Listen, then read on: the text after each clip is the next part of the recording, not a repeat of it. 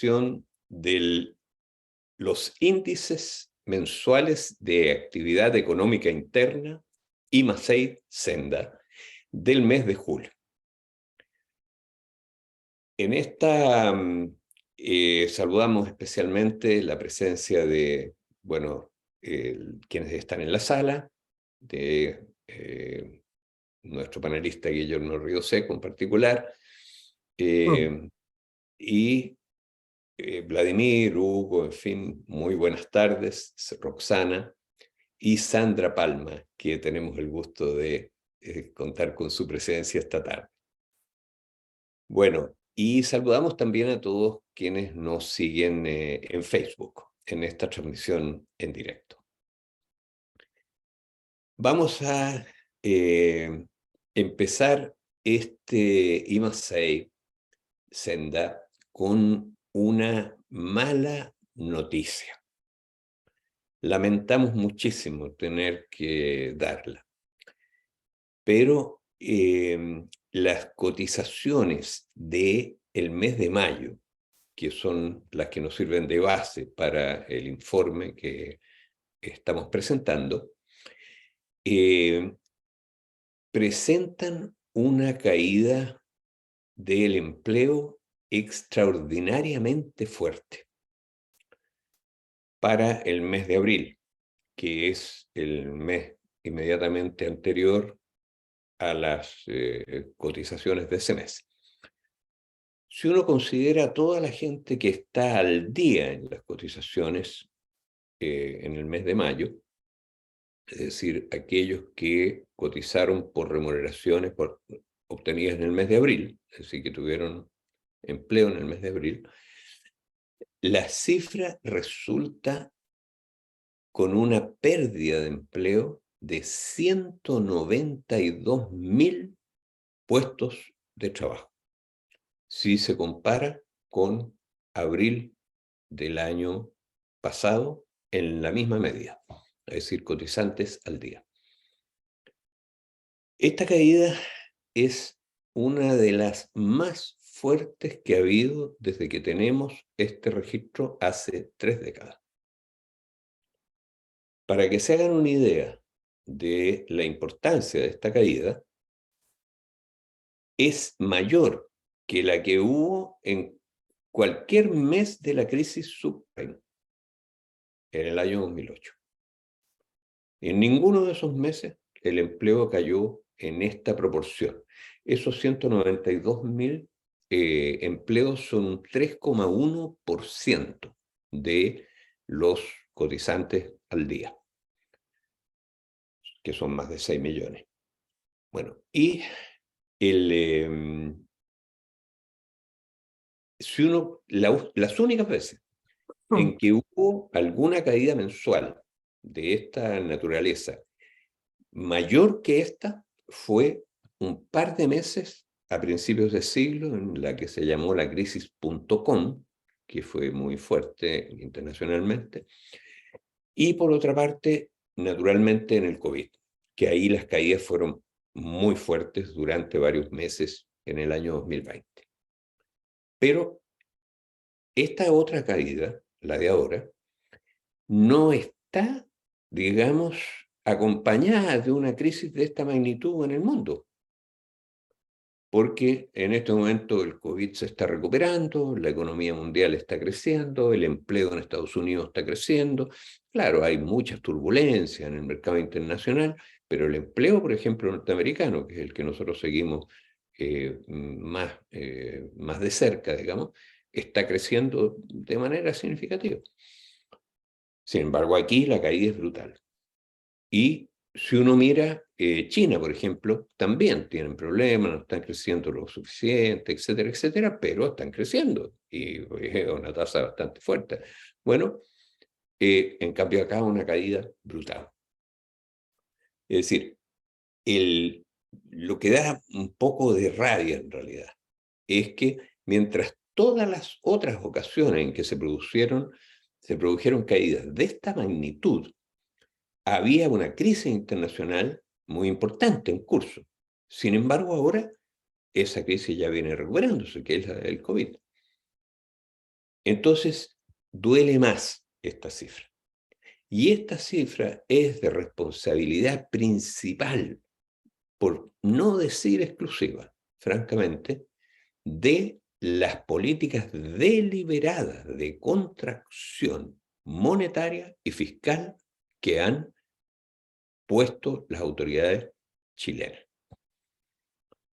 Entonces, a uno no deja de darle rabia. Tenemos verdaderos, digamos, fanáticos instalados en esos dos ámbitos y les da lo mismo, ellos están felices.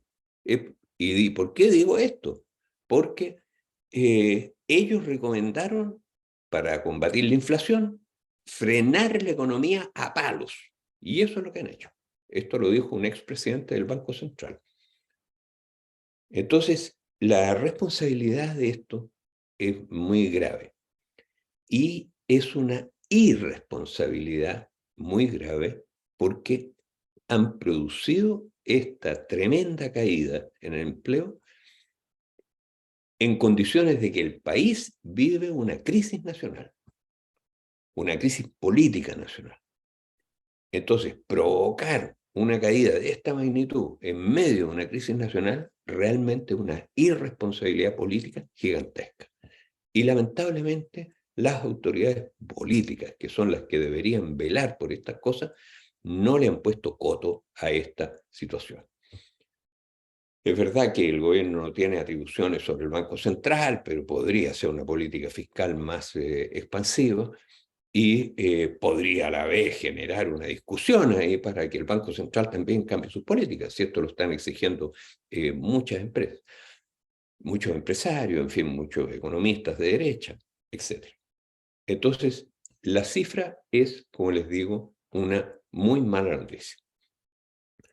Hay una segunda mala noticia, y es que otro indicador que seguimos en Senda, otra medida del empleo, es que si a estos cotizantes, que son los cotizantes que están al día, de cualquier tipo, digamos, se le agregan los cotizantes atrasados, es decir, los que cotizaron por otros meses, y se le agregan los honorarios que Senda los anualiza, porque la información de los honorarios las entregan en 2 o 3 meses del año, porque esas cotizaciones las registra Impuestos Internos. Entonces se las pasa a la superintendencia y la superintendencia las publica principalmente en julio, en agosto, en fin, en 2 o 3 meses en el año. Entonces nosotros las anualizamos. Bueno, si se le agregan esas dos componentes, el promedio de empleo total, así considerado, que es la medida más contundente del empleo, el empleo total, las cotizaciones totales así medidas, el promedio móvil, digamos, de 12 meses, por tercer mes consecutivo, ha disminuido en relación al mes anterior. Ahora, ese promedio móvil, que no es un mes ya como en el mes de abril, ¿no es cierto?, sino que son 12 meses. Bueno, ese promedio de 12 meses es tercer mes en que no crece. Y de hecho disminuyó en este mes. Levemente, pero disminuyó. Eso se mueve más lentamente. Ahora, esa característica, es decir, que haya habido 3 meses seguidos en que los cotizantes totales, así calculados, no crezcan, solo se da en recesiones. Es decir, esa característica se ha dado solamente en los periodos de recesión. Se dio en la recesión de 1998. Nosotros tenemos una serie muy larga de esta cifra, de los cotizantes totales. En 1998, ustedes se acuerdan, fue la famosa crisis Massad. Bueno, acá hubo 3 meses sin que creciera eso. Y después vino una recesión más o menos fuerte, bastante fuerte en realidad, la crisis asiática. Después la crisis.com pasó lo mismo. En la crisis subprime pasó lo mismo. Y en el COVID, por cierto, pasó lo mismo. Y ahora nuevamente pasa esto, que durante 3 meses seguidos el promedio de cotizantes totales no crece en relación al mes precedente. Es un promedio móvil.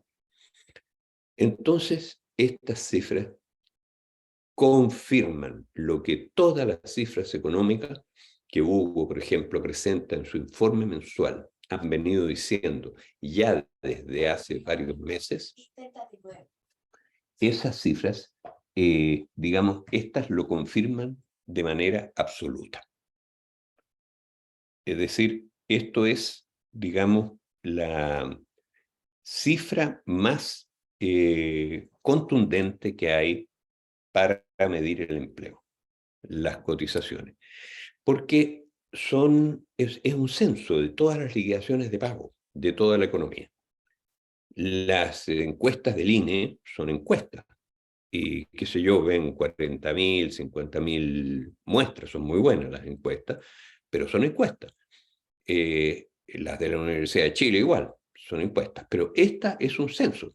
Si imagínense, se miden prácticamente 7 millones de liquidaciones de pago.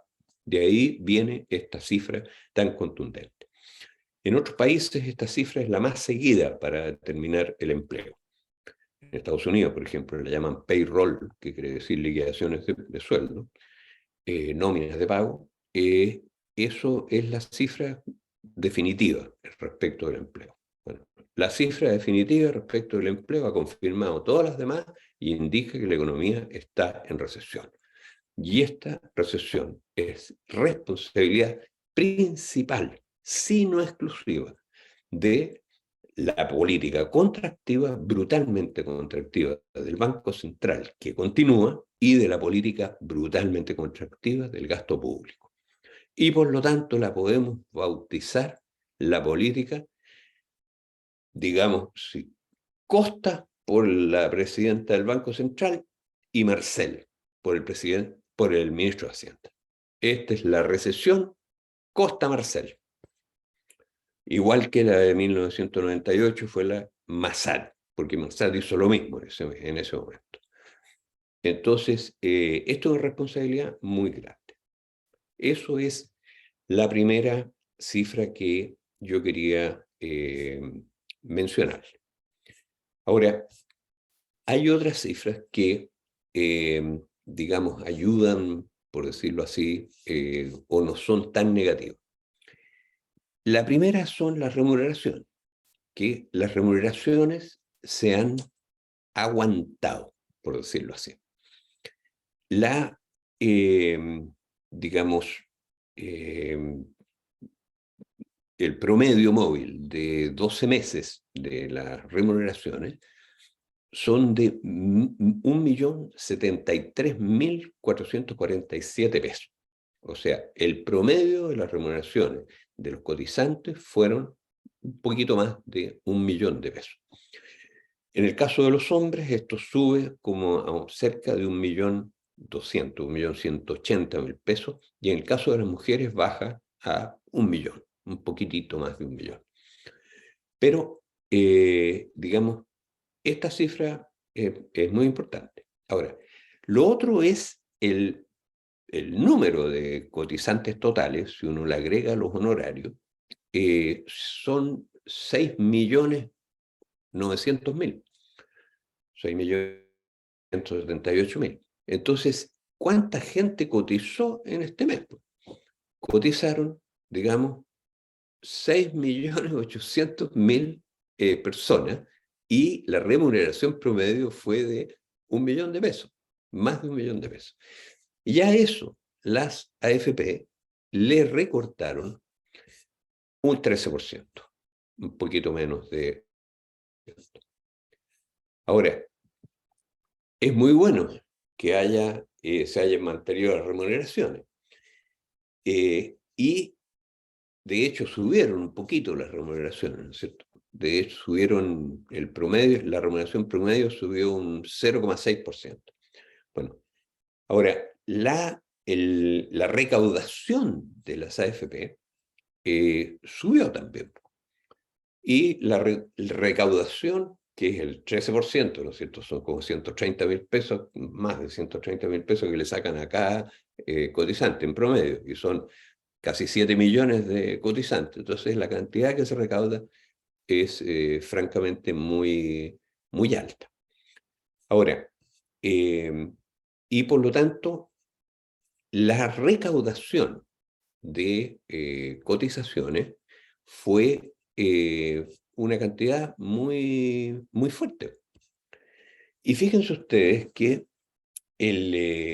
lo que recaudaron en el mes de mayo las AFP fueron 1.227 millones de dólares.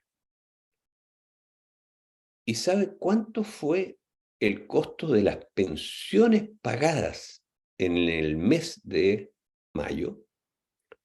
556 millones de dólares. O sea, recaudaron en este mes en que bajó el empleo, recaudaron 1.227 millones de dólares en un mes. ¿Y cuánto pagaron en pensiones? 556, menos de la mitad.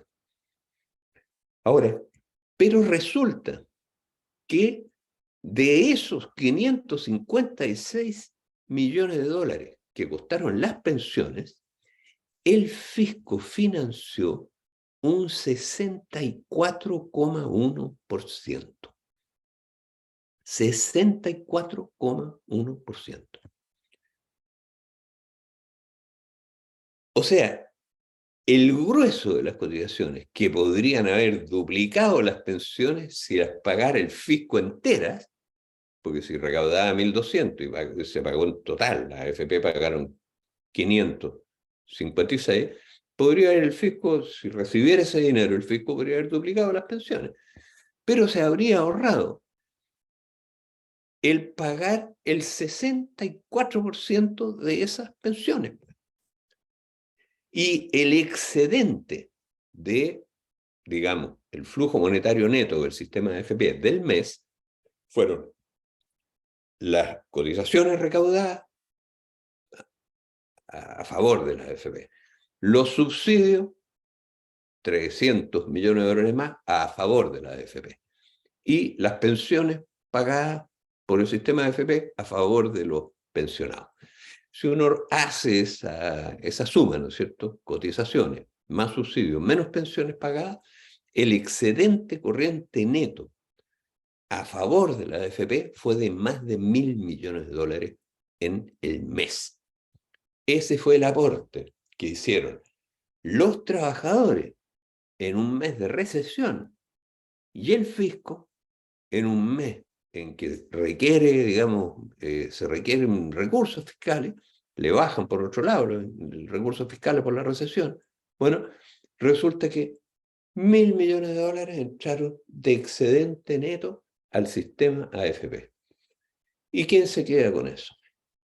De ahí salen, desde luego, las comisiones, que son elevadísimas, digamos, de la AFP, de las compañías de seguro principalmente, y el resto va al mercado de capitales.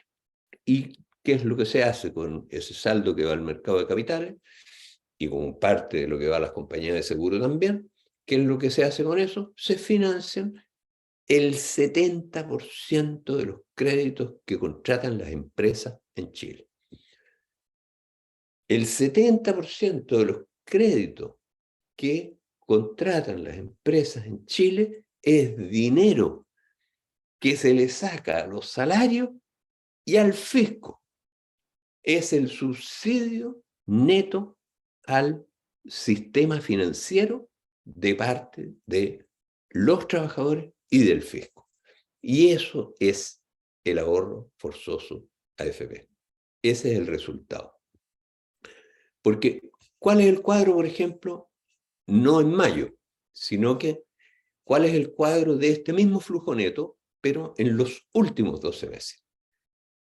Recaudación de cotizaciones en los últimos 12 meses. 14.000 millones de dólares. Pago de pensiones en los últimos 12 meses. 6.466. Si mal no me... Yo la cabeza la tengo bastante mala para muchas cosas y también para hacer cálculos, pero si ustedes lo hacen, ¿no es cierto? Si recaudan 14.000 y pagan 6.000, yo entiendo que recaudan más del doble de lo que pagan, ¿cierto? Pero resulta que el fisco les subsidió de esos 6.000, 3.000, la mitad. De hecho, les subsidió más de la mitad. Les subsidió el 59,8% de todas las pensiones pagadas por el sistema de AFP en este periodo. Y por lo tanto, el excedente corriente neto apropiado por el sistema de AFP fue de 11.700 millones de dólares en este periodo. Fíjese que ese excedente neto, si desaparece el sistema de AFP, si queda el fisco nomás, recaudando las cotizaciones y pagando las pensiones, quedaría ese excedente neto. Y ese excedente neto es más o menos lo que pretendía recaudar la reforma tributaria que le rechazaron al gobierno del presidente Boric. O sea, en otras palabras, esto es lo que hay que terminar, pues. Si lo que hay que terminar es con este subsidio grotesco de los asalariados hacia los empresarios, pues, y de los asalariados y el fisco hacia los empresarios, porque a los asalariados le quitan la cotización, ¿no es cierto?, que debería ir a pagar el doble de pensiones a los viejos, a los padres, a las abuelas de los actuales cotizantes. Ahí debería ir ese dinero directamente en lugar de desviarlo al sistema financiero. Bueno, y en el sistema financiero, ¿quiénes se lo apropian? Se lo apropian las empresas que controlan esto y con eso financian sus negocios. El 70% de todos los créditos que contratan las empresas es dinero de los trabajadores y subsidios fiscales por esta vía. Ahora, ¿para qué les cuento la historia desde que el sistema se inició? Desde que el sistema se inició, esta es la historia de todos los santos meses de todos los años. Es exactamente lo que les acabo de contar. Es decir, les vamos a mostrar después, si quieren, el gráfico en que tenemos el cálculo hecho de este excedente corriente neto para todos los años, digamos, y todos los meses también. Entonces, esto es el ahorro forzoso. Y esto es, en la reforma que se está discutiendo, quieren aumentar el ahorro forzoso. La reforma parte de la base que hay que aumentar el ahorro forzoso. Ahora, el gobierno quería que el total del aumento fuera a financiar un incremento en las pensiones actuales, que es lo que debería ser el total. Pero le ofrecieron, digamos, a la derecha de partida no tocar las cotizaciones actuales, sino que aumentar la carga sobre los trabajadores. Y claro, los 6% que fuera para adentro. Pero resulta que le rechazaron eso. Y le dijeron, no, no hay reforma de pensiones. Y al gobierno que le interesaba, digamos, subir las pensiones y que le interesaba también, digamos, hacer ciertos cambios en el manejo de las pensiones, quien administraba la recaudación, los pagos, en fin. Bueno, esos cambios le dijeron no. Entonces el gobierno cedió. ¿Cedió en qué? En que le dijo ya, conforme, de los 6 puntos que vamos a cobrarle más a los trabajadores, porque mire, digámoslo con franqueza, la chiva es que esto lo pagan los empleadores, que es el aporte de los trabajadores, de los patrones, digamos, al sistema. Es verdad, digamos, es verdad que no le van a bajar el sueldo líquido, digamos, en este momento a los trabajadores con esta cotización. No se lo van a bajar ahora, pero sí se lo van a descontar de los reajustes futuros. Este es un impuesto al trabajo y eso lo pagan los trabajadores con cargo a los salarios. Eso están de acuerdo todos los economistas. Entonces le van a subir a los trabajadores un 6%, digamos, y de ese 6% ya les ofrecieron, mire, quédense ustedes con 2, porque ya sabemos que lo que va a la cuenta individual va a esto que les cuento, pues, al sistema financiero y no lo devuelven nunca más. Bueno, y el resto, digamos, el 4%, eso déjenmelo a mí, el gobierno va a subir un poco las pensiones actuales. Entonces, bueno, ese es el cuadro. Y eso es lo que hay que terminar, a nuestro entender, y es lo que hemos propuesto al Parlamento. Ahora, dicen ahí que, si no que nadie puede hacer esto. Nosotros pensamos que si se presenta que si se retira el proyecto actual, ¿no es cierto? Y se presenta otro proyecto en el cual, fíjense ustedes los beneficios que trae, pues. No se suben las cotizaciones, en primer lugar, porque con las que hay, ¿para qué las van a subir más? Pero esas vuelven al fisco. Y eso significa que el presupuesto fiscal se incrementa extraordinariamente. Se incrementan en términos netos, después de pagar todas las pensiones, en un monto que es superior al de la reforma tributaria que estaba propuesta. Entonces, eso, digamos, entra al fisco, mejoran las cuentas fiscales, el fisco puede duplicar las pensiones y, digamos, igual le queda excedente. Entonces, ganan los pensionados, duplicando sus pensiones, no un poquito como se las van a aumentar con la reforma actual. Se duplican las pensiones, pero además el fisco queda con excedente. ¿Y quiénes son los que, digamos, pagan eso? Los empresarios que hoy día se están llevando todo ese dinero para financiar sus negocios. Si para eso ellos tienen las utilidades, de las utilidades tienen que sacar el dinero para financiar sus negocios, no los salarios. Imagínense ustedes que un patrón llegara a fin de mes, ¿no es cierto?, y le dijera a sus trabajadores, mire, sabe que voy a tener que comprarme una máquina, y la máquina me cuesta tanto dinero, entonces voy a necesitar financiamiento. Entonces, para eso, digamos, les voy a bajar el sueldo a ustedes. Les voy a hacer una cotización para que me presten esa plata y yo poder comprar la máquina. Los trabajadores, ¿qué le dirían? No, pues jefe, si para eso usted se queda con las utilidades. De las utilidades deje una parte y renueve la maquinaria. Entonces, y sin embargo, desde el punto de vista social, lo que es este sistema es exactamente eso. Es decir, el dinero de los trabajadores va a financiar las inversiones de los empresarios. Y por supuesto, además, los negociados de quienes controlan este sistema, porque no son los empresarios en general, todos, no. Son 4 grupos que son los que controlan esto a partir de las compañías de seguro y que las sigan controlando. Eso nosotros tenemos las cifras, digamos, muy claritas para lo que fue este mes y quiénes son los 4 grupos. Entonces, ese es el tema en que estamos. Ahora, este es un abuso que viene desde hace muchos años, viene desde 1981. Entonces, y sin embargo, en 30 años de democracia no ha sido posible revertirlo. Y el sistema político actual no está siendo capaz de revertirlo. La reforma que se presentó, de hecho, no lo revierte, porque lo mantiene igualito, pero lo aumenta incluso porque le aumenta este 6% con cargo a los trabajadores.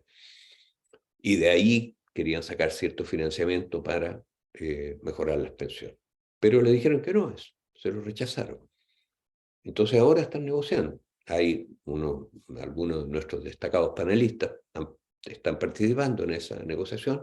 A lo mejor alguno de ellos nos podría contar, no creo que pueda hacerlo en este momento, pero nos dirán alguna apreciación de lo que allí está pasando. Bueno, ese es el cuadro que queremos presentarles del I+6 de este mes. Yo quiero terminar con un comentario respecto al fondo de pensiones. Nosotros seguimos diariamente en I+6 la variación del fondo de pensiones, pero la seguimos en UF y también en dólares. Y seguimos también la evolución de una variable que es muy importante, que no es solo la cuota AFP, que es muy importante la cuota de AFP, sino que seguimos la cuota, digamos, la variación de las ganancias brutas acumuladas. Porque cada mes, ¿no es cierto? O cada día, más bien dicho, el fondo de pensiones calcula cuánto ganó o cuánto perdió. Y calcula cuánto variaron el valor de las inversiones que tiene, esa es la cuota, cuánto varió la cuota, y esa variación de la cuota se le aplica al valor que tenían todos esos fondos el día anterior y saca esa diferencia. Bueno, y eso se publica diariamente. Y nosotros lo que hacemos es, digamos, hacemos el mismo cálculo también, no solo en UF, sino que en dólares, y tenemos la serie completa. Bueno, fíjense ustedes que desde enero del 2021 hasta ahora, el fondo de pensiones ha perdido 50.000 millones de dólares. La cuota del fondo de pensiones no ha variado nada desde julio del año 2007. Es decir, cuando se inició la crisis subprime, hasta ahora el valor de la cuota medida en dólares es igual. No ha ganado un peso en todo este periodo. El fondo E, por ejemplo, y el fondo D han perdido desde el 21 de enero hasta ahora 2/3 de su valor. 2/3 de su valor. De todo lo que habían ganado desde desde el 2002, digamos, en el caso del fondo D y en el caso del fondo E desde el 2000, todo lo que habían ganado en ese periodo lo perdieron prácticamente entero, 2/3 hasta el día de hoy. El año pasado, octubre, lo habían perdido todo. Entonces, imagínense usted, digamos, las ganancias del fondo de pensiones han ido enteras a pagar las comisiones y primas del sistema. El aporte neto de las ganancias al fondo de pensiones actual es con un 15% en la última medición, que es del día de ayer. Entonces, imagínese usted, esa es la, digamos, propaganda que le hacen al sistema. No, si no se preocupe. Le dicen, mire, va a haber muchos viejos más adelante, pero no importa, porque deme la plata a usted, que antes el Estado, ¿no es cierto?, le pagaba a los pensionados con ese dinero, esa cotización, démela a mí, yo la pongo en una cuenta a nombre suyo, es de propiedad suya. Después, cuando se tratan de hacer los retiros, ellos no quieren que se lo devuelvan, porque la plata la tienen ellos. Entonces, si vayan a preguntarles si están a todo esto del con mi plata no y todas esas cosas, ¿qué opinan de los retiros? Están todos en contra de los retiros. Entonces, el punto es, digamos, que le dicen no importa, porque yo como soy mago de las finanzas, le voy a hacer a usted, digamos, una jubilación de lujo. Ahí tienen ustedes las jubilaciones que realmente se pagan. Esto es un fraude gigantesco. Es una canallada además, porque fíjense ustedes que la canallada que significa decirle a todos los trabajadores, mire, este dinero en vez de usarlo para pagar pensiones, ahora mismo está diciendo, no, pónganlo en su cuenta, a su nombre, y después yo le voy a dar una pensión súper buena. Eso es lo que les dicen. Mentira. Ahora, Senda lo que propuso en el Parlamento es que se hiciera una reforma en serio, se acabara con el ahorro forzoso, se sacara al sistema financiero de los objetivos de la reforma de pensiones, porque o es reforma de pensiones o es reforma del mercado de capitales. Entonces, después que se hagan otra ley para el mercado de capitales, pero esto es para pensiones. Y lo primero que hay que hacer es recuperar las cotizaciones. Eso significa que se acabe el déficit fiscal, porque esto equivale, digamos, a un porcentaje muy alto de los ingresos fiscales, que hasta 1981 le entraban, pero de 1981 para adelante ya dejaron de entrar y se fueron al mercado de capitales. Entonces, eso que se restituyera, con eso que el Estado pudiera duplicar las pensiones, ahorrarse todos los subsidios que hoy día está pagando y resolviera el tema de las pensiones. Y nos queda el fondo de pensiones. Ahora, ¿qué es lo que planteó, digamos, cuando planteaba, a mí me tocó hacer esa presentación en la Comisión de Trabajo? Le dijimos que en nuestra opinión era que había que restituir el fondo a quienes lo formaron, que son los afiliados y el fisco. No restituirlo de un viaje, porque puede crear algún desbarajuste, pero que se hagan retiros, qué sé yo, a lo largo de algunos años, hasta que ese dinero se restituya a los afiliados, a los cuales está el nombre de ellos, y al fisco. Nosotros propusimos que los afiliados retiraran las ganancias y lo que ellos habían puesto lo dejaran, digamos, entregado al fisco para asegurarse ellos una pensión el doble de la que le van a pagar con el fondo completo hoy día las AFP. Ahora, eso es lo que propusimos y ojalá que lo hagan. Este domingo que viene vamos a salir a marchar para que se acabe con este abuso de una buena vez. Y no más AFP dirige eso. Así que eso es la intervención, la presentación que yo les quería hacer. Y tenemos con nosotros a dos de nuestros panelistas regulares.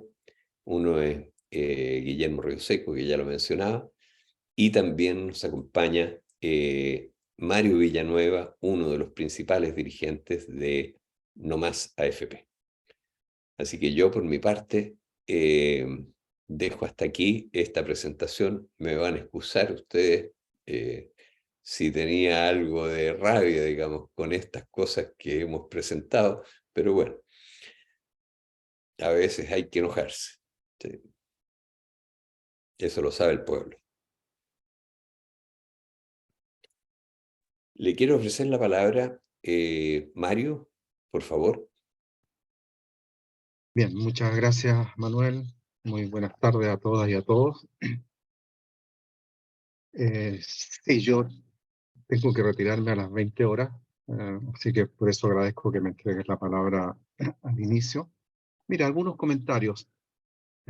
Estuve viendo con anterioridad el informe que ustedes prepararon y, bueno, valorar, saludar, digamos, este informe mensual que nos entrega Senda y en particular tú, Manuel, porque, bueno, nos va confirmando lo que es este sistema de AFP y el fracaso de este sistema. Yo quisiera rescatar y destacar, más que rescatar, algunas de las cosas que tú has señalado en tu informe, porque me parecen de suma importancia, digamos, esto que señalaba que se han perdido 192.000 empleos respecto a abril del 2022, de acuerdo a los datos del IMASEI obtenidos de la Superintendencia de Pensiones, que se sacan mes a mes, y que va confirmando que la economía ha entrado en recesión, que ya lo habíamos visto el mes pasado, y que por tercera vez consecutiva el promedio de las cotizaciones va cayendo. ¿Ah? Pero, digamos, la conclusión de esto y todo lo otro que tú has señalado nos indica que la principal causa de esta restricción monetaria y fiscal está impuesta por el Banco Central y el Ministerio de Hacienda, en particular por Marcel. Digamos, yo creo que eso hay que subrayarlo porque esto, como tú bien señalabas, no obedece tanto a la crisis internacional, que si bien influye, pero aquí es una cuestión de política interna impuesta por el Banco Central y por Marcel, ¿ah? Que es el que está manejando la economía, que decide por sí y ante sí, digamos, se va a reunir con los grandes inversionistas extranjeros a Estados Unidos y allí se va decidiendo la política económica de Chile, digamos, en sus viajes que hace a Estados Unidos. Y, digamos, yo leía hoy día en la prensa, digamos, que ante esta situación los principales economistas, obviamente de derecha, están planteando disminuir el gasto público, que disminuye el gasto público en lo que resta del mes un 3%, digamos, lo cual, digamos, contrae aún más la situación y se busca resolver apretando en vez de, digamos, generar más gasto público para enfrentar toda esta situación.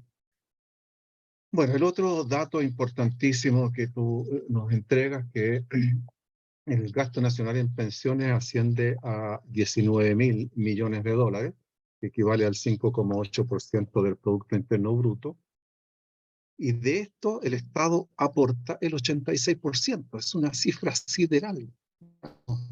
El 86%, que equivale al 19% de los ingresos fiscales totales del país. ¿No? Entonces, digamos, y que por otro lado, digamos, el sistema de AFP solo financia el 14% de este gasto. Entonces nos va confirmando, digamos, que este sistema, digamos, se creó para generar un mercado de capitales y beneficiar a los grandes grupos económicos, digamos, y no se creó, digamos, para otorgar buenas pensiones. Desde 1981, las pensiones pagadas por el sistema de AFP, de AFP, el 60% ha sido además con subsidios fiscales directos. Tú lo señalabas muy bien.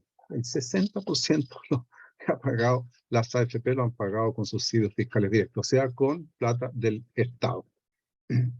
Bueno, se confirma entonces como conclusión que el sistema de AFP es un fracaso, ¿no? Eh, Otro dato importante que ahí aparece, digamos el, digamos, que confirma este fracaso es que la tasa de reemplazo, por ejemplo, ha ido cayendo, ¿ah? Desde 1994, que era el 40%, que ya era baja, digamos, comparado con lo que son las tasas de reemplazo a nivel internacional. A este mes de mayo estamos en el 27,4% de tasa de reemplazo, es decir, digamos, el promedio, perdón, el porcentaje del salario que los trabajadores tenían al final de su vida laboral, digamos, se reduce a un 27,4% promedio. Y aquí, digamos, las mujeres son las más perjudicadas, ¿no? Yo recuerdo, digamos, el informe entregado al Congreso de la propuesta de reforma de Piñera, y ahí están los documentos, señalaba que la tasa de reemplazo de los hombres era el 17,9% y en el caso de las mujeres el 14,7%, ¿no? Entonces, digamos, da cuenta además de esta situación que afecta más a las mujeres incluso que a los hombres, ¿no? Bueno, y la, se confirma además, digamos, que con este sistema de pensiones de las AFP, digamos, las pensiones de los chilenos van a ser cada vez peores, ¿no? Porque las rentabilidades siguen yendo a la baja, se va demostrando históricamente en todas las décadas cómo ha ido cayendo, y en el último periodo, digamos, todas las rentabilidades, pese a la leve alza de estos últimos 2 o 3 meses, digamos, pero en los últimos años han sido rentabilidades muy bajísimas, digamos, bajo cero. Bueno, y con estos resultados, el 90% de chilenos estarán con pensiones bajo los 200.000 pesos en los próximos, de aquí a 10 años. Bajo los 200.000 pesos, el 90% de los chilenos, digamos, porque lo que se logra recaudar, digamos, es muy poco por un problema del mercado laboral y porque este sistema fue mal concebido desde sus inicios. Bueno, y mientras esto sucede, ellos tienen pingües utilidades, tremendas utilidades que ya todos conocemos y no me voy a referir a eso. Ahora, lo claro es que se requiere un cambio estructural al sistema. O sea, no podemos seguir con este sistema de las AFP fracasado que no entrega pensión y que, como he dicho, está hecho para favorecer el mercado de capital. Y bueno, y lamentablemente, digamos, pese a que llevamos 7 años movilizándonos con grandes marchas nacionales, no hay voluntad política para hacer estos cambios estructurales. Incluso esta reforma, que había esperanza, digamos, que un gobierno como el actual, un gobierno progresista, digamos, efectivamente avanzara hacia una reforma, porque prometieron eso. Yo recuerdo, Boric decía que la propuesta de no más AFP era la mejor propuesta porque estaba financiada de aquí a fin de siglo, digamos, y están los videos donde lo señala, digamos, y toda la gente del Frente Amplio también, digamos, se vestían con la camiseta de no más AFP e impulsaban, digamos, bueno, llegan al gobierno y, digamos, no avanzan en ese camino, ¿no? La actual propuesta de reforma presentada por el gobierno, que si bien tenía algunos aspectos positivos, eh, como eran las cuentas nocionales, ¿cierto?, que el 6% fuera solidaridad, la creación de un ente público administrador, y el término de las AFP, es claro que no se logrará. El gobierno cede y cede, como tú lo señalaste también, a las presiones de los dueños de las AFP, de la derecha, y ya ha entregado estos componentes que, digamos, era lo valorable de la reforma. no habrá cuentas nacionales, ya lo dijo la propia ministra del Trabajo. No habrá creación de un ente público porque la administración se va a licitar a privado. Las AFP se mantendrán quizás con otro nombre, pero se mantiene el sistema de AFP, o sea, no hay cambio del sistema, no hay cambio del modelo. Y ese 6% que se decía que iba a ir a solidaridad, ya el gobierno parte entregándolo. Plantea el 4-2, 4 a solidaridad y 2 a cuentas, a la capitalización individual, a las cuentas individuales, que ni siquiera eso le acepta la derecha. El gobierno cede y la derecha pide más. El gobierno cede y la derecha pide más y más y más. Hoy día ni siquiera que se reunían los técnicos de los partidos, digamos, una reunión que terminó en fracaso porque, digamos, iban a analizar el tema de la reorganización de la industria y no lograron llegar a acuerdos, según escuché hace un rato atrás. Entonces, no tendremos realmente una reforma. El gobierno busca sacar adelante su reforma a cualquier precio para decir que obtuvieron un triunfo, que obtuvieron una reforma, pero esa no es reforma, digamos. Son algunos acomodos, algunas mejoras que se van a hacer al actual sistema y, digamos, si buscan un triunfo, nosotros decimos, bueno, si buscan un triunfo, por lo menos, digamos, planteen la PGU universal. Vamos, eso permitiría mejorar en algo las pensiones y la PGU a la mujer a los 60 años y no a los 65 como es el día de hoy. O sea, nosotros hoy día estábamos en el Hospital Barros Luco repartiendo volantes para la marcha del próximo domingo, con muy buena acogida de la gente que ocurre al Hospital Barros Luco. Miles de personas van allí diariamente. A mí uno tiene la oportunidad de conversar directamente con la gente. A mí se da cuenta, conversé con varias señoras que me decían, bueno, me jubilé, saco pensión de 120.000 pesos y no puedo acceder a la PGU porque tengo que esperar a los 65 años. ¿No? Esa es la realidad. Bueno, traten de conseguir por lo menos esas cosas, digamos, la PGU para el 100%, que, que la PGU suba a los 250.000 pesos ahora y no a fines del gobierno de Boris, digamos, y la PGU a la mujer a los 60, bueno, y al menos, digamos, eso podría ser un triunfo, y que le exijan a la derecha que responda, digamos, que la derecha diga, bueno, sáquenle al pizarrón y que ellos digan cómo financian. Nosotros creemos que se puede financiar, hay forma de financiarlo que no pasa por el Parlamento, que el propio presidente de la República puede hacerlo mediante decreto, terminar con las exenciones tributarias, por ejemplo, y habría ahí bastantes recursos para poder avanzar en este financiamiento. Bueno, y la famosa reforma tributaria, bueno, la derecha diga, digamos, si dicen que están por mejorar las pensiones, que entreguen los recursos suficientes para avanzar en esa línea. Trasladarle entonces la responsabilidad a la derecha, pero que otorga al menos un mínimo.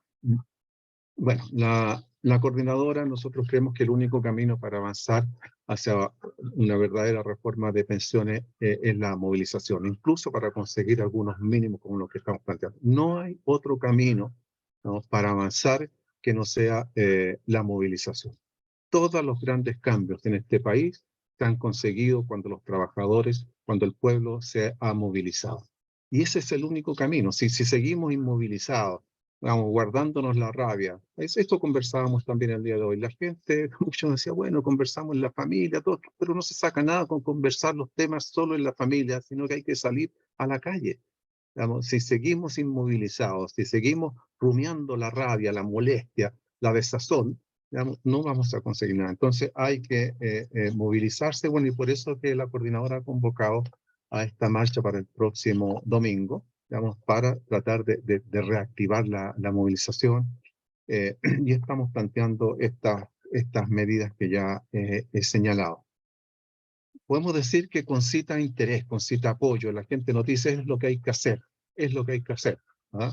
Y bueno, y se han sumado hasta ahora a la marcha varias organizaciones sindicales. La propia NEF en la Asamblea Nacional acordó sumarse a la convocatoria y han sacado llamado. El propio Pepe, presidente de la ANEP, digamos, ha hecho videos llamando a la movilización. El Colegio de Profesores también acordó en su asamblea sumarse a la marcha.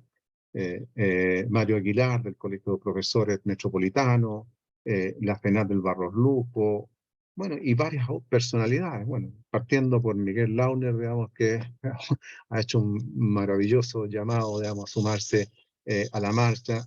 Ayer Nata Valdebenito también se sumaba a la marcha, la senadora Campillay. Anita Tijoux, me acaba de llegar el video de Anita Tijoux un rato atrás, que también está llamando a la marcha. Bueno, aquí el propio tú, Manuel Riesco, Roxana también han hecho sus videos llamando a la marcha.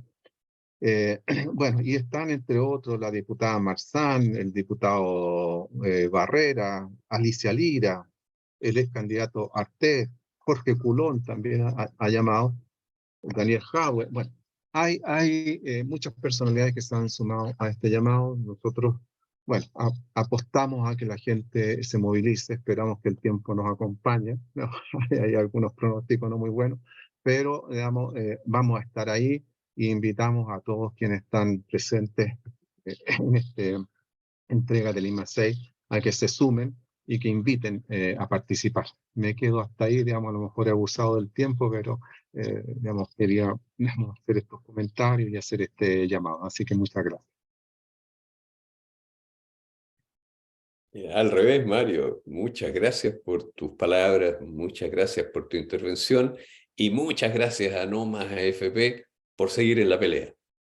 Si eso es lo que realmente va a cambiar las cosas. Ahora, Guillermo Ríos Seco, quisiéramos escucharte.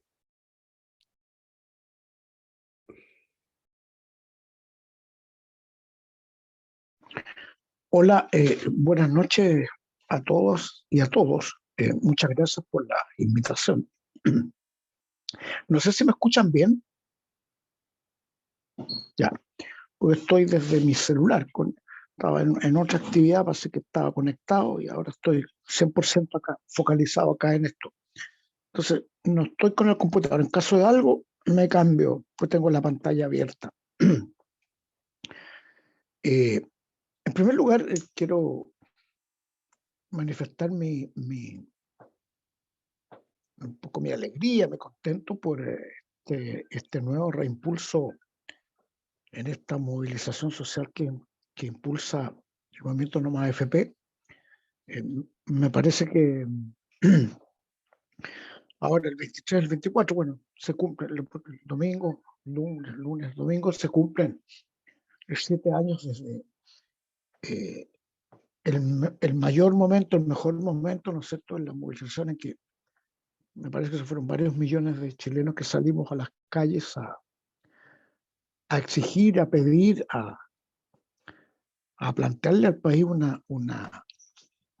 con fuerza, ¿no es cierto?, con mucha unidad, la necesidad de terminar con este modelo de cuentas individuales y proponerle derechamente que hubiese una reforma de pensiones de verdad, cosa que al final del día nunca ha sucedido. O sea, se presentan reformitas, cositas por aquí para parchar, por allá para acomodar, creando el escenario de la regla de cálculo, el Excel ahí, y los economistas gozan ahí jugando a la resta, a la suma, a la derivada, al cálculo, a la apuesta, a la especulación.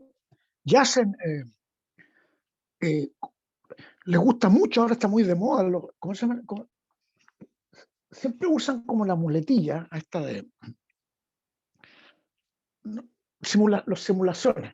¿Ah? Están enamorados de la simulación, están enamorados, están capturados por ese ejercicio, las simulaciones, de la dirección de presupuesto y el modelo, ¿ah? Como la revelación sagrada, y aquí está la modelación, ¿ah? La simulación, y a partir de eso, entonces, Que tiene que ser robusta. claro, claro. Entonces, entonces le comentaba en la semana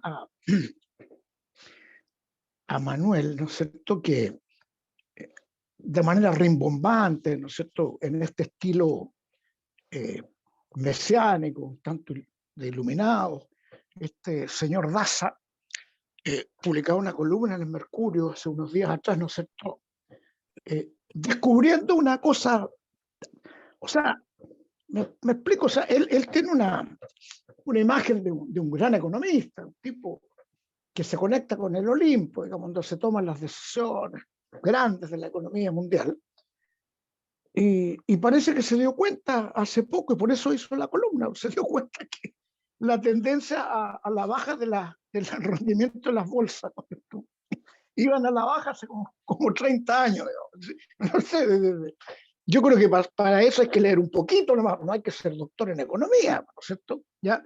Y se dio cuenta entonces que la proyección de las tasas futuras, ¿ya?, que están, por supuesto, muy vinculadas con la tasa de crecimiento real, de la economía real, bueno, es que argumentando que la tendencia, ¿no es cierto?, entonces a las tasas de rentabilidad va a la baja, jamás va a subir permanentemente, era un argumento suficiente. Ya aquí es donde viene lo chistoso, porque es un chiste, ¿verdad? El argumento de que por qué entonces hay que poco menos que ponerle más al chanchito, o sea, hay que meterle la mano al bolsillo de los trabajadores, ¿no es cierto? Hay que meterle la mano al bolsillo de los trabajadores y meterle en este chanchito para ir a apostar, porque eso fondo eso. O sea, ahora hay que, entonces por eso es que no puede ir un porcentaje superior a seguridad social o a reparto, como quieran llamarle, ¿ya? Y habría que poco menos que aumentar y nada, ¿vale? Entonces es un chiste porque tú lo que le pongas hoy día, lo que le pongas, ¿no es cierto? Y ahí el ejercicio de los economistas es brillante, que aquí hacen sus cálculos, hacen sus proyecciones, pero la bolsa al día siguiente le dice, no, esto va para otro lado, y bajan las tasas y se derrumbó completamente el escenario que sirve para vender la pesca, porque eso es lo que, o sea, vender la pesca, o sea, en el fondo dice el 6% a la cuenta individual, 3% a la cuenta individual, o sea, todo se define en el tema de la cuenta individual. Entonces, la verdad las cosas es que nosotros hemos perdido una batalla cultural, política, comunicacional. Escribí hoy día, estaba preparando un poco para no improvisar tanto, esta descripción que dice raciocinio falso con la finalidad de inducir al adversario al error. Eso es un sofisma, ¿ya? El sofisma tiene una apariencia de correctos, de ser correcto. Entonces, toda esta discusión en que un sector, ¿no es cierto?, dice defender no sé qué, porque la derecha no sé qué defiende. Todo su argumento técnico e intelectual es que el 6% debe ir a la cuenta individual. Y de esa manera, mágicamente, entonces, van a mejorar las pensiones. O sea, van a hacer más de lo mismo que han hecho en 42 años, que no ha dado resultado. Pero la llave maestra es, no, esto es 6% de cuenta individual. Y claro. Entonces, usando este sofisma, que se produciría un beneficio a favor de los trabajadores, de los pensionables, yendo a la cuenta de capitalización individual, es un engaño, es una mentira, es una falacia, es un sofisma.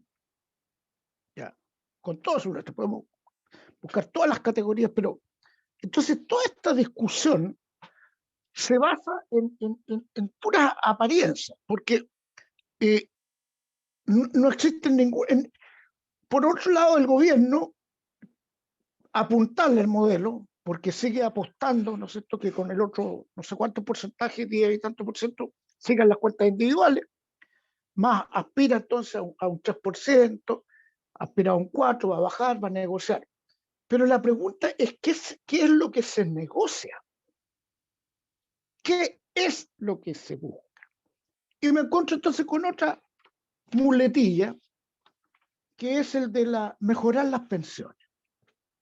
Entonces, este coro de economistas que hacen alarde de ser rigurosos, ¿ah?, y poseer una base técnica impresionante, ¿ya?, que impresiona sobre todo a los conductores de televisión, a estos entrevistadores. Ellos están impresionados.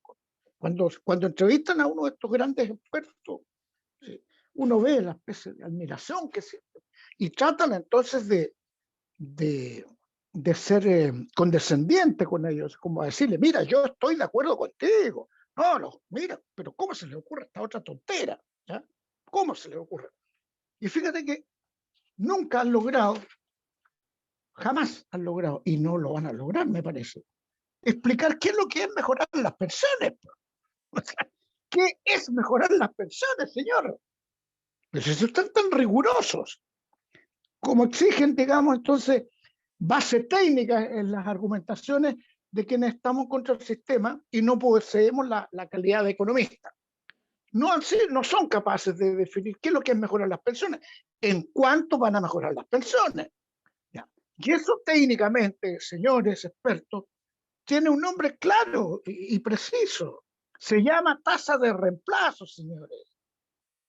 Pero ellos jamás se van a atrever a establecer alguna meta, algún plazo para arribar a un tipo de tasa de reemplazo gradual que al menos en algún tiempo, pudieran alcanzar el estándar internacional que establece, ¿no es cierto?, la OIT, que es al menos una tasa de reemplazo del 40%. Estaba revisando los números, Manuel, me parece que la tasa de la pensión autofinanciada para el ejercicio de este informe más es del 11% de la autofinanciada. y la otra con todas las yapas, los regalitos, toda esa cosa da 26. ¿Ya? Imagínate.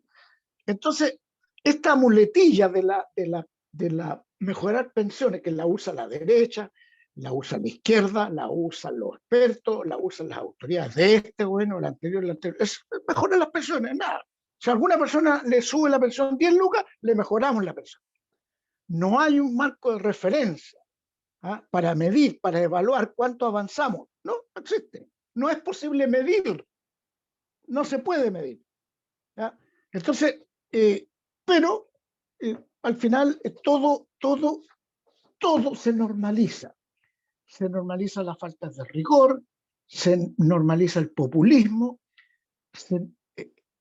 se normaliza esto de que aparentemente se está discutiendo un modelo u otro, o mejorar, porque tampoco se trata de esta cosa de ser blanco y negro, pero me da la impresión que en este nivel tan básico de discusión la cosa es blanco y negro. O sea, se puede mejorar este sistema, ¿ya? Yo tengo la impresión que no, pero mi impresión se funda en la evidencia, se funda en al menos tratar de informarme de buena fe, y para concluir que si más del 90% de los países del mundo que pertenecen a las Naciones Unidas tienen sistemas de seguro social y no apuestan estos dineros que están destinados a financiar pensiones en las bolsas, ya más del 90% de los países, bueno, ahí tengo un dato duro, tengo una referencia concreta, ¿ya? Entonces, tampoco se trata de, a lo mejor, la discusión que si estuviéramos en España, en Inglaterra, en Suecia, no sé, en cualquier país de la OECD, por ejemplo, de cómo mejorar el sistema que ellos tienen instalado, pero como un modelo de seguridad social. Y por supuesto que todos los modelos son perfectibles. Pero aquí nosotros estamos tratando ni siquiera de discutir el tipo, la calidad de las pensiones ni nada. Usamos la mejorar las pensiones, nada más. Pero nos quedamos callados y escondemos el verdadero interés que hay. O sea, mantener funcionando el mercado de capitales en función, digamos, de meterle la mano en los bolsillos por ley a los trabajadores para hacer funcionar esta cosa. El tema de las pensiones es una cuestión residual. Y ahí, entonces, el ex, ¿cómo se llama?, convencional, Esquella, Agustín Esquella, por ejemplo, en enero de este año, también en el Mercurio, planteaba este asunto de por qué no hablar derechamente de intereses. ¿Ya? O sea, ¿qué es lo que defiende la derecha con respecto a él? ¿Qué quiere? Yo creo que son peones de los grupos empresariales, porque de pensión no tienen idea. Juegan ahí con peones y con alfiles para mantener el modelo y eso es lo único que les interesa. ¿Ya? Entonces arropan, ocultan en un supuesto interés público algo que es espurio, algo que es inmoral, porque de lo único que se trata es de utilizar un sistema que debe estar destinado para la seguridad social, para la cohesión social, para mejorar la calidad de vida de las personas que entran a la etapa pasiva, a la etapa de, como diría un economista, a la etapa de la desacumulación. ¿Ah? A la etapa de la desacumulación, ¿ah? ¿Qué hacemos para mejorar eso? La vida de esas personas? Entonces arropan, mienten, ¿ya? Ocultan con un ropaje de interés público, de cosa pública, metiendo nuevamente el sofisma, engañando nuevamente. Porque ¿cuál es los dos caballos de batalla que ahora los quieren constitucionalizar? Oh, o sea, y eso es más grave. ¿Ah? Es decir, en que el tema de la famosa propiedad, ¿ya? Y no es que yo quiera relativizar el derecho de propiedad, por favor, no se trata de eso, pero si a esta altura del partido no distinguimos que la propiedad no es un valor, un principio, un derecho absoluto, que es relativa, que existe, digamos, un ámbito individual de las personas, pero existe un ámbito colectivo, social, y que hay cosas que se resuelven individualmente y otras que se resuelven colectivamente. Pero aquí lo que se está haciendo, nos usan colectivamente para usar un negocio, pero no nos usan colectivamente para potenciar un modelo. Y ahí está la gran diferencia conceptual entre lo que es el ahorro obligatorio, forzoso, versus lo que es la contribución. Creo que no es un mal ejemplo hablar de, es como pretender esto que las cotizaciones que hacemos a FONASA nos pertenecen. O sea, yo voy al hospital, me opero, y digo, devuélveme las cotizaciones porque son mías, no, pues cabritos, o sea, una por otra. O sea, yo te paso mi contribución, ¿ya? Mi prima, hablemos de seguro, mi prima, y tú te haces cargo de mis riesgos. O sea, me dio un infarto, aquí me hago cargo. Me dio esta cosa, me hago cargo. Pero yo te pago todos los meses. Y para eso están los otros seguros de invalidez, ¿no es cierto? O, bueno, hay un juego ahí de coberturas muy interesante. Entonces, esta discusión definitivamente no va para ninguna parte. La verdad, las cosas que yo hace rato que perdí en cierto modo, mis expectativas bajaron, pero rotundamente, con respecto, insisto, a esta negociación, pero ¿a negociación de qué? O sea, ¿sobre qué? O sea, el gobierno renunció a su propuesta.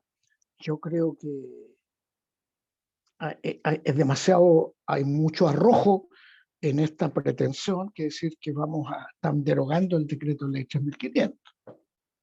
O sea, eso se llama comulgar con ruedas de carreta.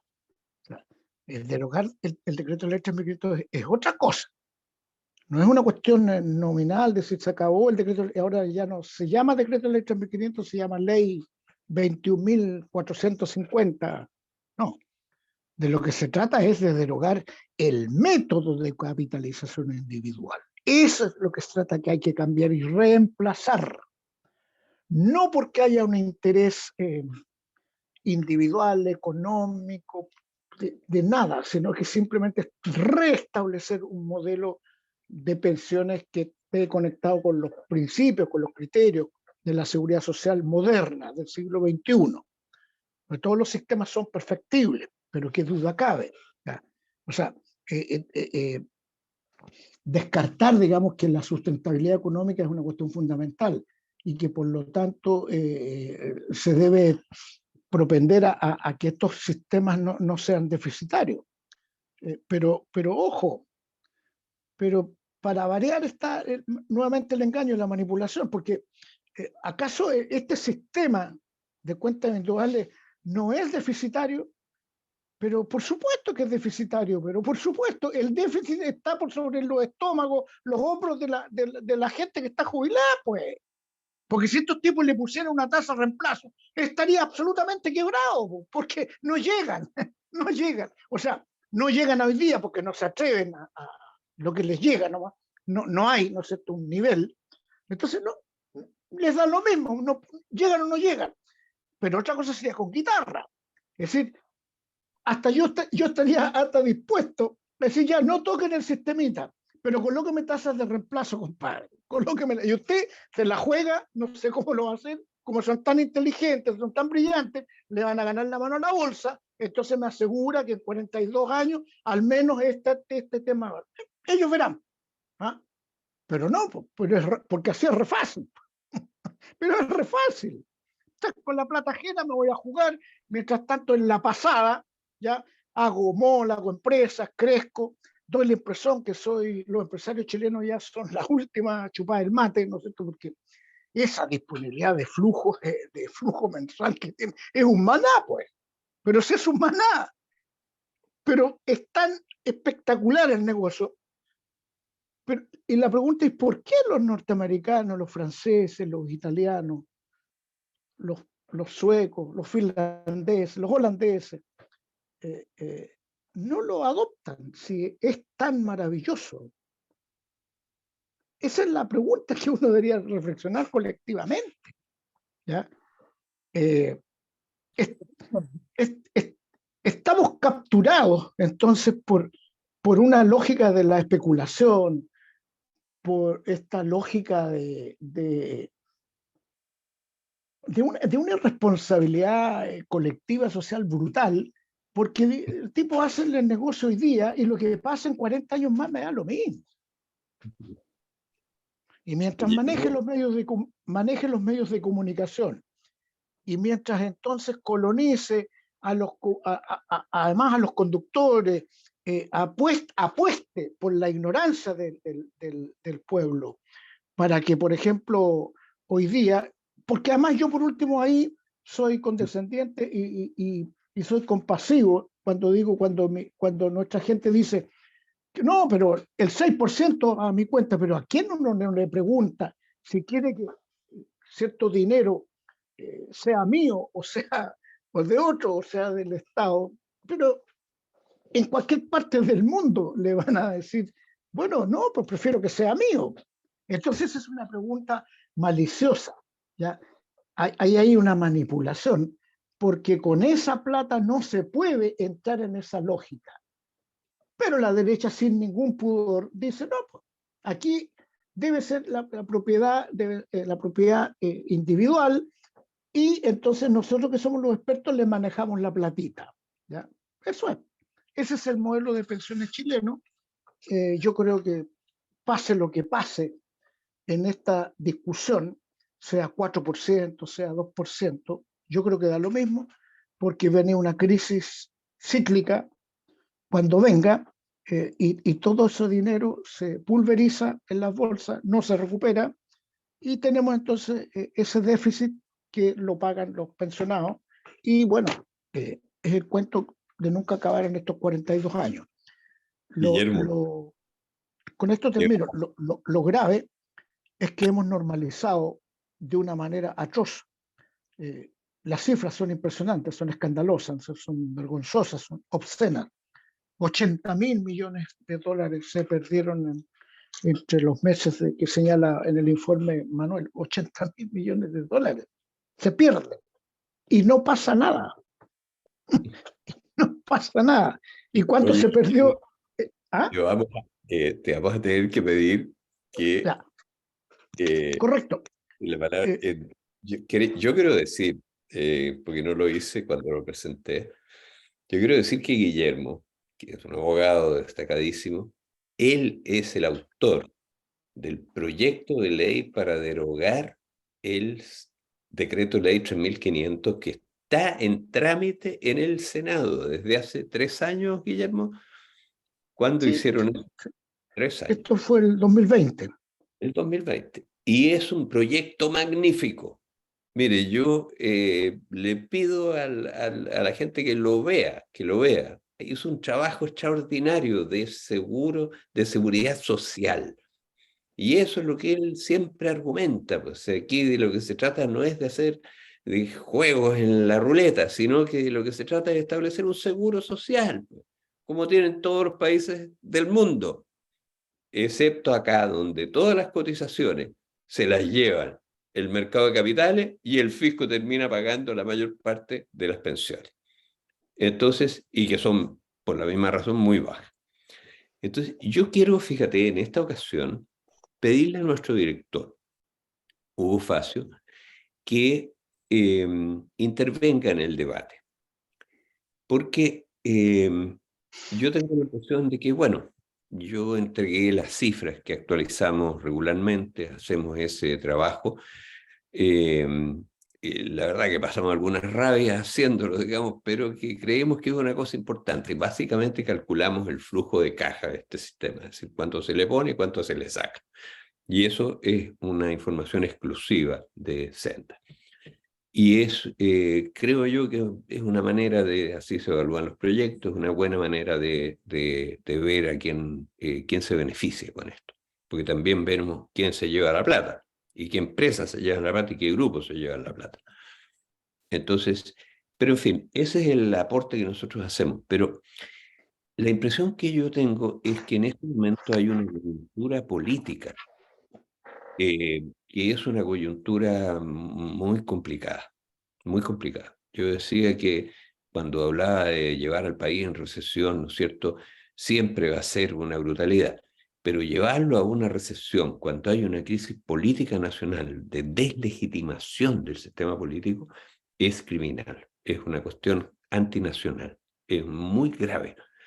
Entonces, y el propio sistema político ni siquiera es capaz de frenar eso.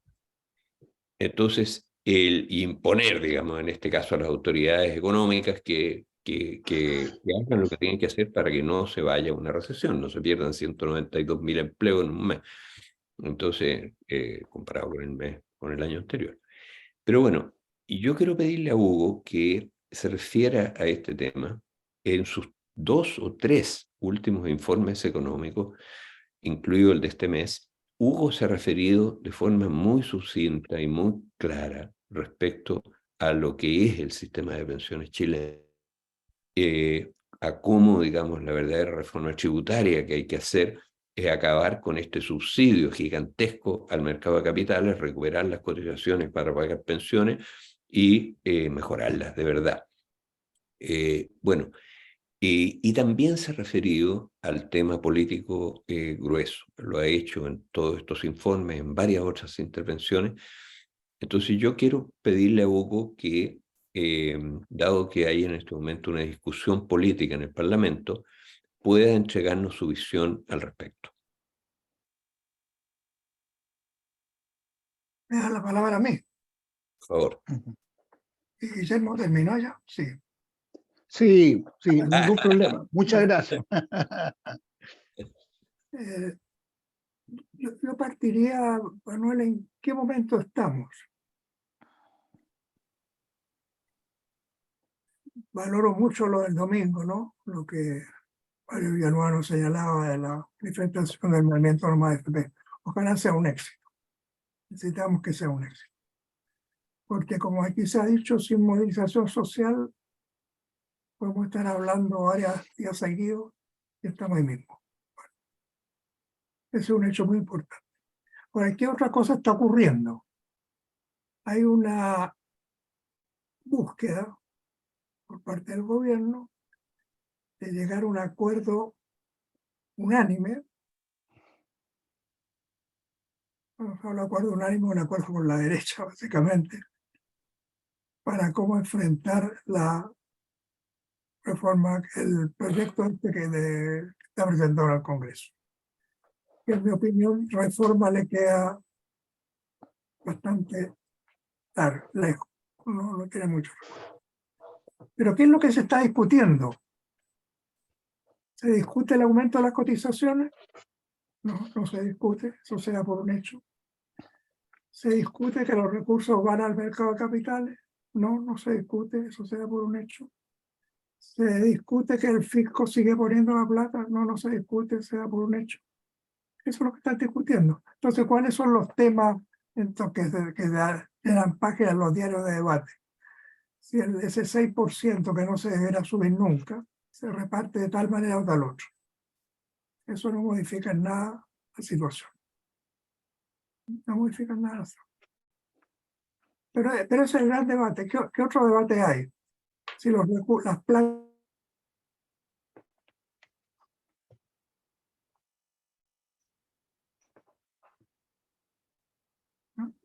y seguramente en estas discusiones como esa de los técnicos que... Te vamos a rogar, Hugo, si puedes repetir la última frase porque se interrumpió un momento ahí. ¿Y cuál es la última frase? ¿Qué otra cosa se discute? No, yo digo, ¿qué se discute? O sea, la cotización, no, sea por un hecho. Que la plata va al mercado de capitales, no se discute, es un hecho. O sea, los trabajadores financian el mercado de capitales. Eso se da como punto central. Mirado desde el punto de vista de Marcel, ese es el punto central de la reforma. Es el punto central. Cuando él habla de Estados Unidos, eso es lo que destaca.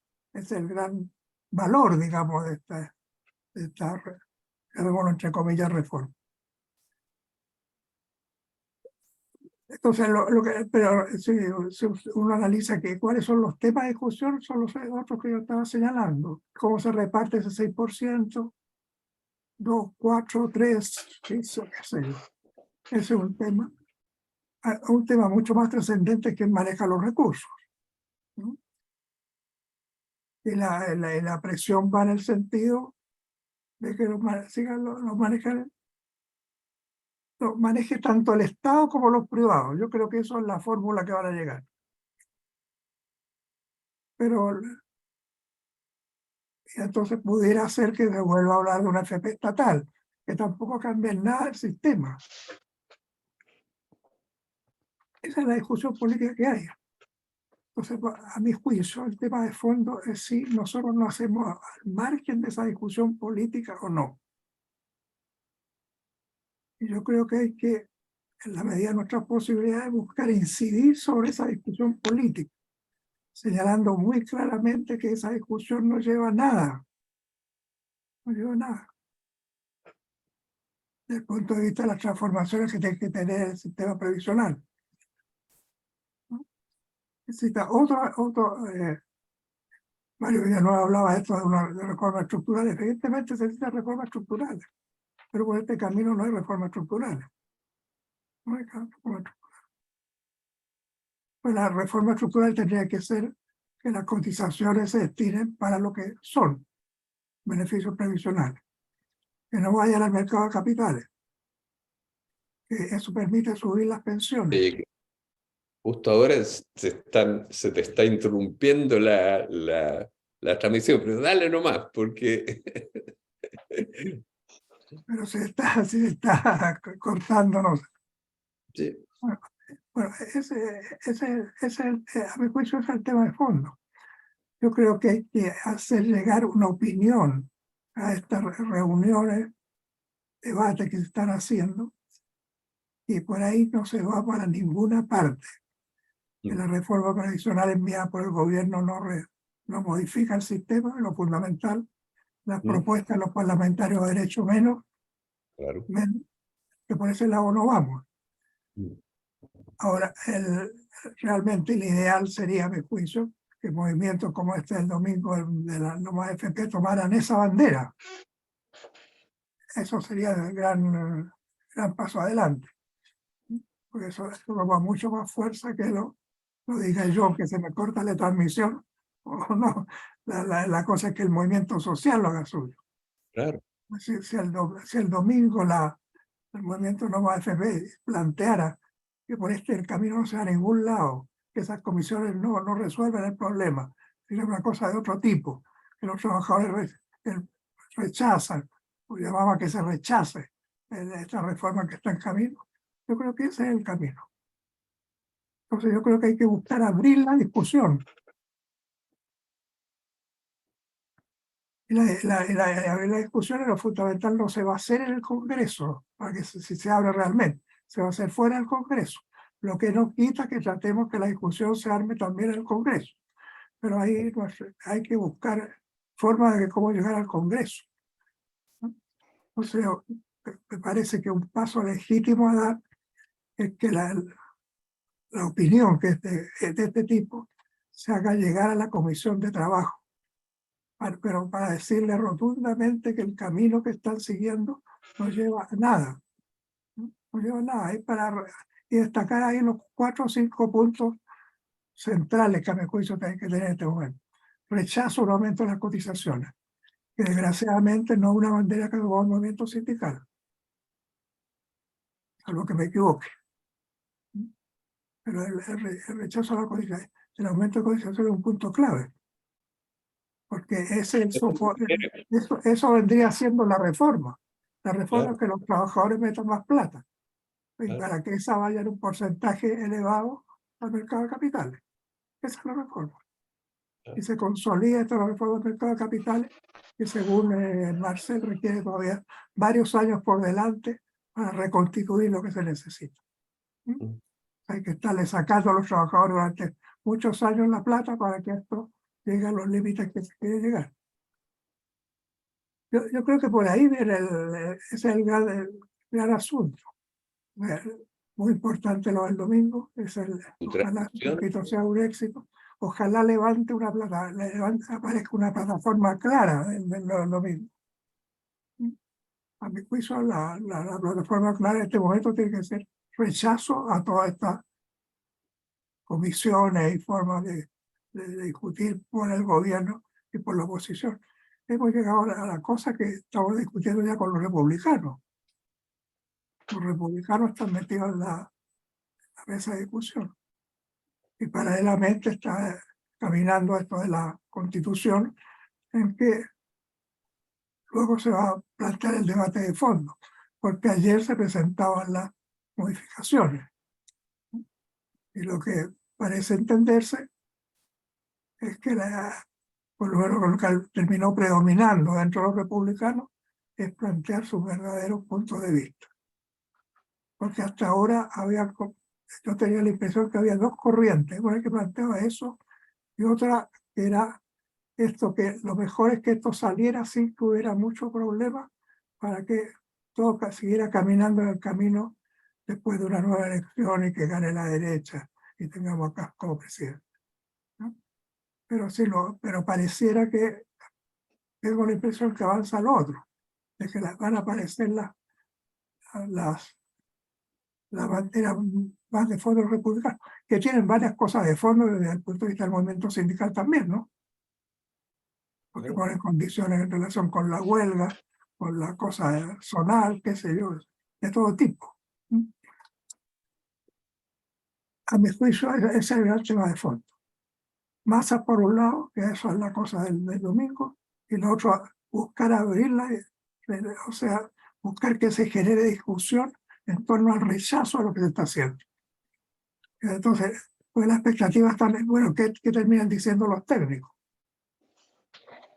Muy probable que no se pongan de acuerdo. Y se ponen de acuerdo a hacer fórmulas intermedias entre lo que dice el gobierno y lo que plantea la derecha. O sea, ahora decir, entre esto que la plata va a ser por el Estado o no, que quede abierto para... Eso por mi parte, Manuel. Muchas gracias. Buscar las interrupciones, ¿no? No, sí, bueno, parece que está metida el diablo y metiendo la cola pero se entendió clarito. Y a mí me parece que nos das una gran lección de claridad respecto de lo que hay que hacer. Bueno, por lo menos Senda va a hacer lo que nuestro director quiere y le va a mandar una carta abierta a la Comisión de Trabajo. ahora estaríamos encantados si ustedes la firman también, mejor todavía. Porque realmente la situación ha llegado a un punto en el cual, digamos, hay que darle un giro. Y la manera de hacerlo es saliendo a la calle, como plantea nomás AFP, y planteando las cosas de fondo.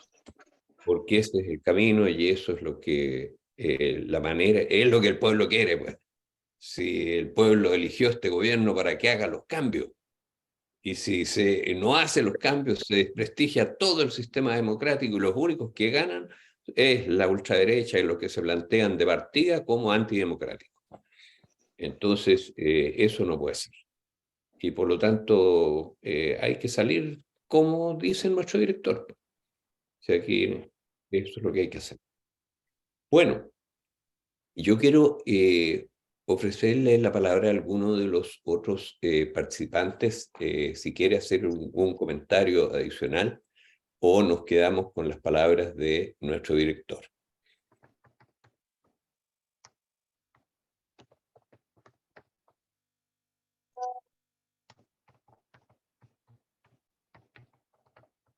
Bueno, nos quedamos. Perdón, Mario, adelante. No, muy breve, digamos, porque como yo te había dicho, tenía que retirarme y me están ahí apurando con mi otra reunión. No, lo único que quería decir que me parece muy clarificadora las palabras del compañero Hugo Pacio. Digamos, lleva claridad a que tengamos que poner en el centro lo que hay que poner en el centro, ¿ah? Y no irnos en esta discusión secundaria, digamos, en la que está el gobierno, esto que él decía, digamos, de tratar de llegar a acuerdo entre los técnicos, que, digamos, cómo amononan el sistema, digamos, y cómo le entregan más recursos al mercado de capitales, pero esto no es reforma. ¿Ah? Aquí no hay una verdadera reforma, y hay que ir al fondo del sistema y poner el tema político en el centro. Y bueno, la marcha del domingo es muy sustantiva. No va a ser como las grandes marchas del 2016, que como bien recordaba Guillermo, se cumplen 7 años ahora, pero sí, digamos, con los que lleguen tenemos que seguir marchando y seguir creciendo, digamos. De ahí hay que partir para ir a este cambio de fondo que se requiere y que nos va a costar, pero no nos queda otro camino que ese, digamos, que pisar las calles, que ir por las calles. Así que solo eso brevemente, y bueno, y muchas gracias por la invitación una vez más, y los tengo que dejar, aunque parece que estamos terminando. Sí. Terminamos con tus palabras, Mario. Muchas gracias a todos los asistentes, muchas gracias a todos los que nos han escuchado. Muchas gracias, Guillermo, por tu intervención, que siempre pone un ángulo que es muy divertido, en realidad, sobre una argumentación muy de otro nivel. Y Hugo, muchas gracias por tu intervención. Mario ya lo ha dicho todo al respecto. Así que con esto terminamos esta nueva sesión de I+6 Senda.